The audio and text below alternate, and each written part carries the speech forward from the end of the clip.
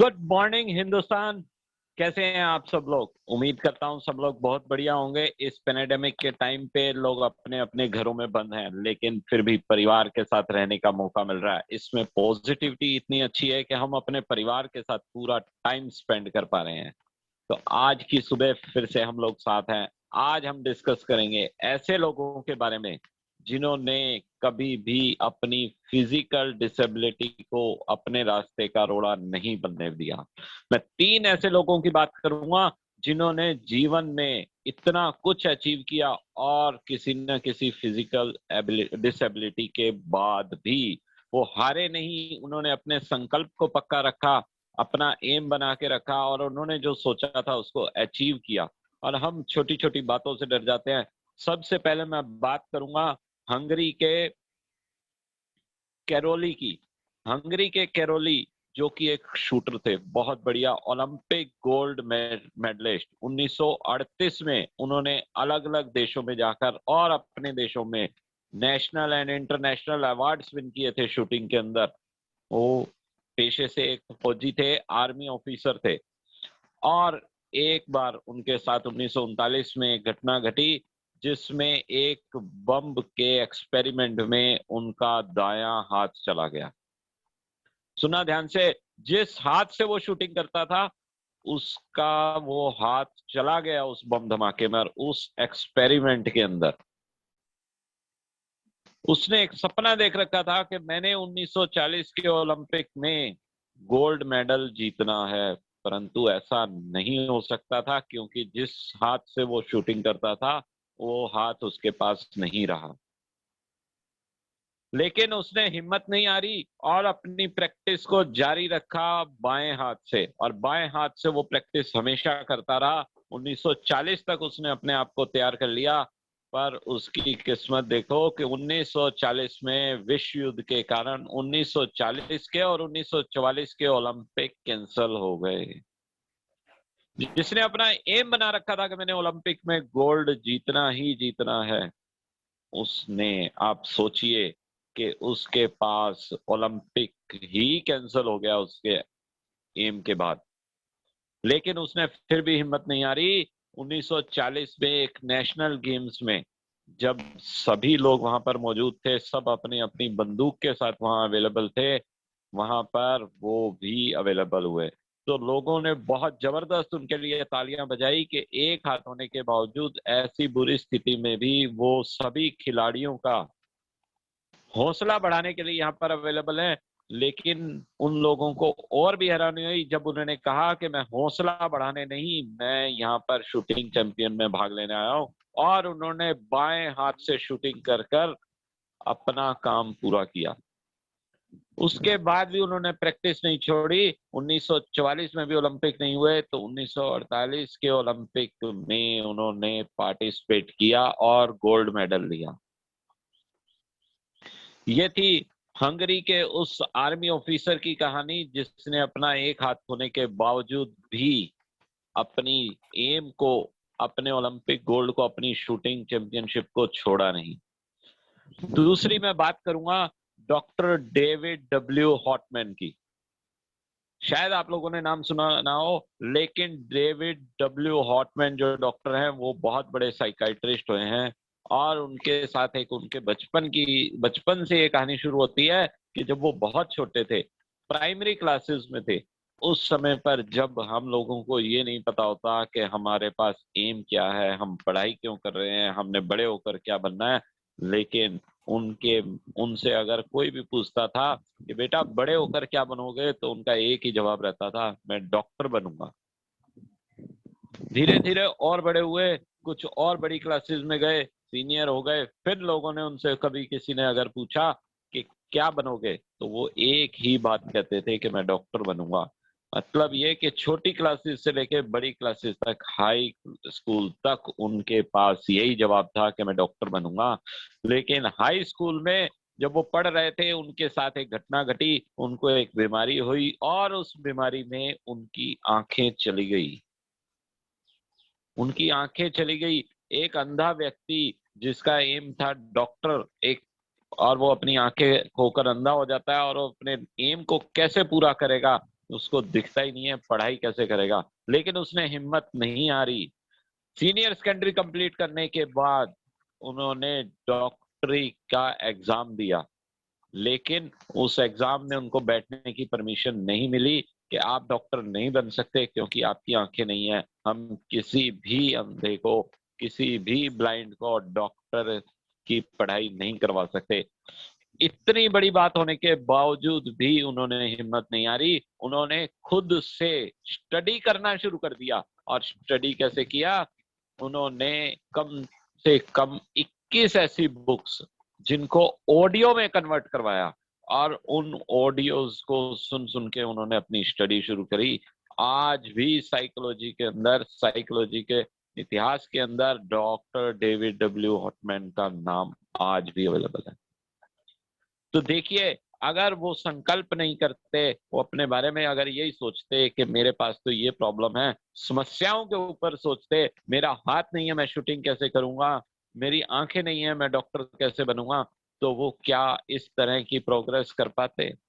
क्या अपने एम को पूरा कर पाते? ऐसी ही एक कहानी और है जिसके बारे में मैं सिर्फ थोड़ा सा ये बताऊंगा कि अरुणिमा सिंह, सब जानते होंगे अरुणिमा सिंह कौन है। अरुणिमा सिंह जो पहली हैंडीकैप माउंट एवरेस्ट विनर रही है।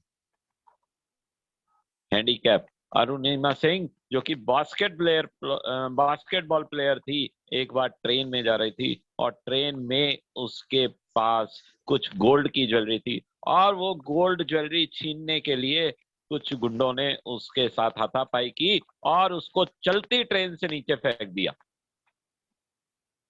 चलती ट्रेन से वो नीचे गिर गई और उसका एक टांग कट गई। एक टांग कटने के बाद वो दर्द के मारे बेहोश हो गई और 2 रेलवे लाइन के बीच में वो कितना देर पड़ी रही। रात की एक्सीडेंट में वो सुबह तक वहीं पर रही, और एक तरफ ट्रेन जा रही है, दूसरी तरफ ट्रेन जा रही है, ट्रेन लगातार वहां से निकल रही है, उसके घावों को चूहे खा रहे हैं, लेकिन उसको होश नहीं था। इतनी बुरी हालत हुई, सुबह होने के बाद किसी ने उसको देखा और उसको हॉस्पिटल में पहुंचाया गया। सफदरजंग हॉस्पिटल दिल्ली के लिए उनको रेफर किया गया। वहां पर जब वो हॉस्पिटल में एडमिट थी और वो अपने बारे में सोचती थी, तो उनके मन में एक बात आई और उन्होंने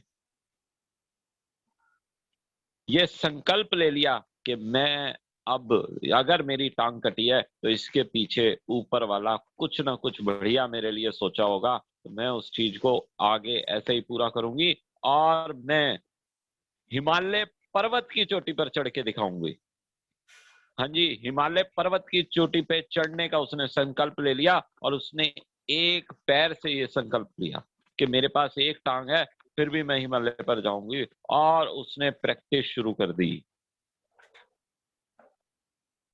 प्रैक्टिस शुरू करने के बाद ट्रैकिंग उन्होंने सीखी, हिमालय पर चढ़ना किया, और उनके साथ देखो कि जब वो हिमालय पर्वत पर चढ़ने लगी, बहुत ऊंचा तक पहुंच गई थी, बहुत थोड़ा सा टाइम रह गया था, बहुत थोड़ा सा रास्ता रह गया था एवरेस्ट, माउंट एवरेस्ट पर पहुंचने में। और उसके साथ क्या ट्रेजेडी बनी कि उसका ऑक्सीजन का सिलेंडर में इतनी ऑक्सीजन नहीं थी कि वो आगे ट्रेवल कर सके। हिमालय पर्वत पर अगर हमने जाना है तो हमें ऑक्सीजन के सिलेंडर की आवश्यकता होती है, वहां ऑक्सीजन की कमी है। आप सोचिए कि ऑक्सीजन की कमी, ऑक्सीजन खत्म होने के बाद क्या वहां इंसान जिंदा रहेगा? उसके साथ में जो शेरपा था, मतलब उसके साथ में एक वहां का वासी एक साथ में जाता है, उसने मना कर दिया कि मैं आगे आपको नहीं जाने दूंगा क्योंकि आपके पास ऑक्सीजन नहीं है, बिना ऑक्सीजन के बहुत प्रॉब्लम हो जाएगी। लेकिन उसका संकल्प पक्का था, उसने अपनी यात्रा को वहां नहीं रोका, और थोड़ी सी आगे जाने पर देखिए भगवान कैसे हेल्प करता है। वहां पर एक पहले आने वाला जो यात्री था, पहले जो यात्री गया था, अपने उसके पास वजन अधिक होने के कारण वहां पर उसने एक सिलेंडर छोड़ दिया, भरा हुआ सिलेंडर छोड़ दिया वहां पर, क्योंकि वजन ज्यादा था, वजन को कम करने के लिए। और देखिए वो सिलेंडर किसके काम आया? अरुणिमा सिंह के। तो ना तो अपनी फिजिकल डिसेबिलिटी को चैलेंज बनने दिया, ना उन्होंने किसी और चीज को सोचा, संकल्प बना लिया। तो कहते भी हैं जब हम किसी चीज को शिद्दत से अगर चाहते हैं तो हमारे को वो चीज हर हालत में मिलती है। पूरी कायनात, पूरा ब्रह्मांड हमारे साथ हमारा हेल्प करता है कि हम उस चीज को प्राप्त कर सकें। तो ये 3 कहानियां हमने ऐसी सुनी जिसमें बीमार होने के बावजूद, बीमारी लगने के बाद, इतना कुछ होने के बाद उन्होंने अपने एम को पूरा किया। डॉक्टर हाफमैन की आपने कहानी सुनी, हंगरी के आर्मी ऑफिसर की आपने कहानी सुनी, अरुणिमा सिंह की कहानी सुनी। क्या ये तीनों अगर ये सोच लेते कि हम ये नहीं कर सकते हैं, हमारे लिए असंभव है, तो क्या ये पूरा हो पाता? और हम छोटी छोटी बातों से परेशान हो जाते हैं। इन लोगों ने इस चीज पे विजय कैसे पाई, इसके बारे में सुनना, क्योंकि उन्होंने समस्या के बारे में नहीं सोचा, उस समस्या के सॉल्यूशन के बारे में सोचा, प्रॉब्लम सॉल्व करने की सोची। हर प्रॉब्लम का एक सॉल्यूशन जरूर होता है, हर समस्या अपने साथ समाधान जरूर लेके आती है, केवल जरूरत होती है उसको देखने की। अगर हम उसको सही डायरेक्शन में देखेंगे तो उस समस्या का सॉल्यूशन उस समस्या के अंदर ही छुपा हुआ होता है। तो आज की बातों को मैं यहाँ समाप्त करूंगा। मैं आप लोगों को कहना चाहूंगा कि किसी भी तरह से डरे नहीं, डिप्रेस नहीं हो, हमेशा अपनी चीजों को पॉजिटिव वे में सोचेंगे तो हम लोग कभी ऐसा नहीं होगा कि हम हार जाएं। हमारी जीत निश्चित है। ये 15 मिनट का सेशन हम डेली शुरू कर रहे हैं। हमने ये 3 दिन का सेशन लिया, अगले हफ्ते हम 3 दिन का सेशन और लेंगे, और नेक्स्ट वीक के हमारे जो टॉपिक होंगे वो होंगे 15 ऐसे तरीके जिससे हम स्वयं भी खुश रहे और अपने आसपास के रहने वालों को भी खुश रखें। तो हैप्पी कम्युनिटी एक हम तैयार करेंगे जिसमें सभी लोग हम खुश रहेंगे, खुशी रहेंगे, और हमेशा की तरह हमारा एक सेंटेंस हमेशा रहेगा, डोंट वरी बी हैप्पी। और ये कहते हुए मैं यहाँ समाप्त करूंगा, डोंट वरी बी हैप्पी। किसी चीज की चिंता मत करो, हर चीज पॉजिटिव होने वाली है, हमेशा खुश रहो। थैंक यू, धन्यवाद। आपने पेशेंटली मेरी बात को सुना, मेरी चीजों को समझा, और अगले हफ्ते का जो भी लिंक होगा मैं लिंक आपको बना के भेज दूंगा, डेट, टाइम और इवेंट, और जूम का लिंक मैं आपको भेजूंगा। सभी को निवेदन है कि वो मेरा अगले हफ्ते का सेशन खुद भी प्रेजेंट रहेंगे और लोगों को भी इनवाइट करेंगे। थैंक यू वेरी मच, धन्यवाद। यहाँ मैं आप सब लोगों से एक निवेदन करूंगा कि आप लोग भी इस बारे में अगर कुछ कहना चाहते हैं तो मोस्ट वेलकम, अपना माइक अनम्यूट करके बोल सकते हैं, या कोई कुछ क्वेश्चन पूछना चाहता हो किसी भी तरह से रिलेटेड, आप पूछ सकते हैं। Sir thank you very much. आपने 3 खूबसूरत कहानियां सुनाई, एक डिफरेंट डायमेंशन में ले गए लोगों को, जहां पर लोग एटलीस्ट एक्सक्यूज बनाना छोड़ सकते हैं अगर वो ध्यान से इसके ऊपर गौर करें तो। बिकॉज ये मैंने जो समझा ये है कि देयर इज नथिंग इम्पॉसिबल। इन बिल्कुल, सर्कमस्टेंसेस थे, there is nothing impossible, everything is possible, only you have to be confident.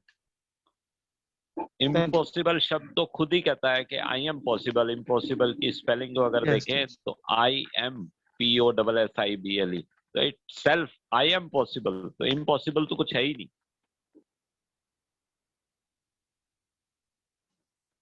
बहुत बहुत धन्यवाद आप लोगों का प्रेजेंट रहने का। तो हमारे 15 मिनट से 2-3 मिनट ऊपर हो गए हैं, वो हमने कुछ देर से भी शुरू किया था, तो यहाँ पर आज का मैं सेशन को समाप्त करूंगा। Thank you very much. इस सेशन को हमने रिकॉर्ड भी कर लिया है और रिकॉर्डिंग यूट्यूब पर अवेलेबल करवा दूंगा, मैं सबको भेज दूंगा, तो आप खुद भी सुने, सब्सक्राइब करें मेरे चैनल को और आगे भी लोगों में स्प्रेड करें।